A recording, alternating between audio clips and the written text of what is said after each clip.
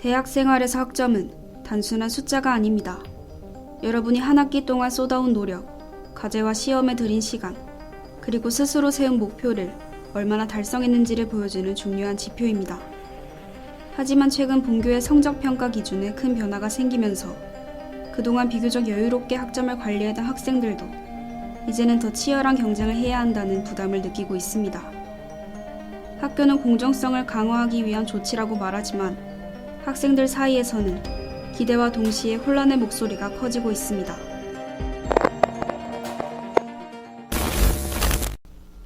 이번 개편의 핵심은 그동안 패스페일로 운영되던 과목들이 줄고 대부분의 과목이 상대평가로 전환된 것입니다.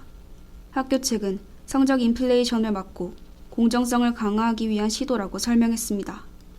실제로 개정된 성적관리 세칙을 보면 순수 이론으로 진행되는 전공 교과목과 교양 교과목은 원칙적으로 상대평가 대상이며 A등급과 B등급을 합쳐 80% 이내, A등급은 40% 이내로 제한됩니다.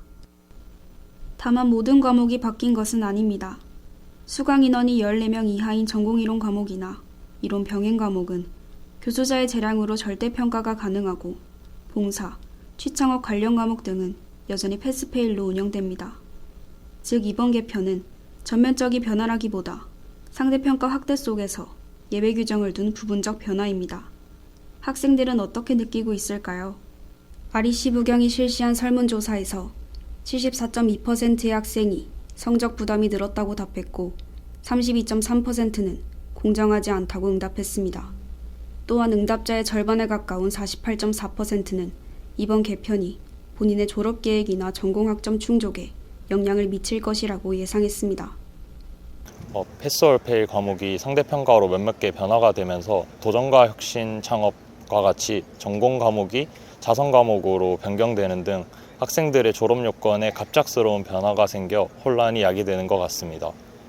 저는 바뀌기 전에 교양을 거의 다 들어놔서 크게 와닿진 않았는데 제가 교양 들을 때는 페논페랑 상대평가가 좀 적절하게 있어서 수강 신청할 때 조절을 해가면서 전공 수업에 부담이 안 가도록 적당히 조절할 수 있었는데 최근에는 그 비율이 좀 급하게 바뀐 걸로 알고 있어서 전공에 집중하는데 좀 부담이 되지 않을까라는 생각을 하고 있습니다.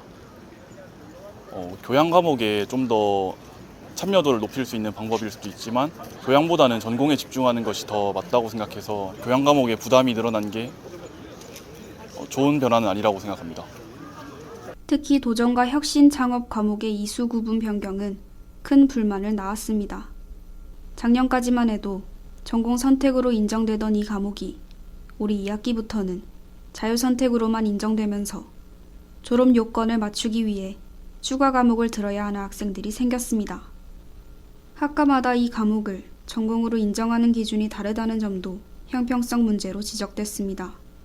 무엇보다 많은 학생들은 안내 부족을 가장 큰 문제로 꼽았습니다.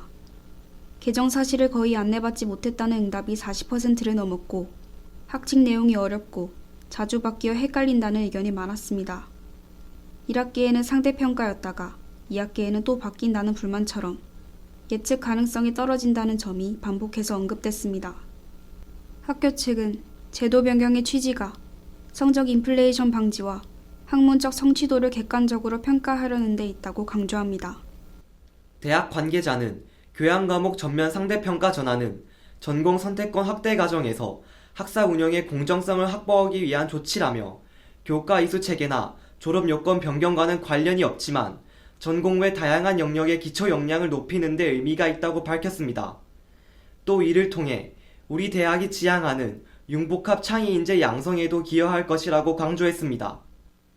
학교는 이러한 제도 개편이 학점 관리의 공정성을 강화하여 장기적으로는 학생들의 취업 경쟁력에도 도움이 될 것이라고 보고 있습니다.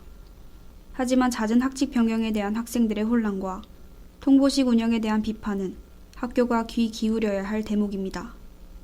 학생들에게 필요한 것은 공정성뿐만 아니라 일관성과 예측 가능성이라는 목소리가 크기 때문입니다. 특히 자유전공학부 신설과 같은 학교 전반의 혁신이 진행되는 상황에서는 학사제도의 안정적인 운영이 더욱 중요합니다.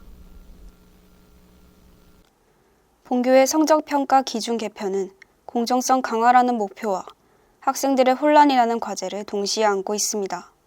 이러한 변화는 본교뿐만 아니라 광운대, 성균관대, 서울여대 등 여러 대학에서도 비슷하게 나타나는 전국적인 흐름입니다. 결국 제도의 성공은 기준 마련으로 끝나지 않습니다. 학생들이 변화를 충분히 이해하고 대비할 수 있도록 명확한 안내와 예측 가능한 운영이 뒷받침될 때 비로소 이번 개편이 진정한 의미의 공정성을 실현할 수 있을 것입니다. 오늘의 REC 부경 여기서 마칩니다. 저희는 시험이 끝난 후 새로운 소식과 분석으로 다시 찾아뵙겠습니다. 시청해주신 여러분 감사합니다.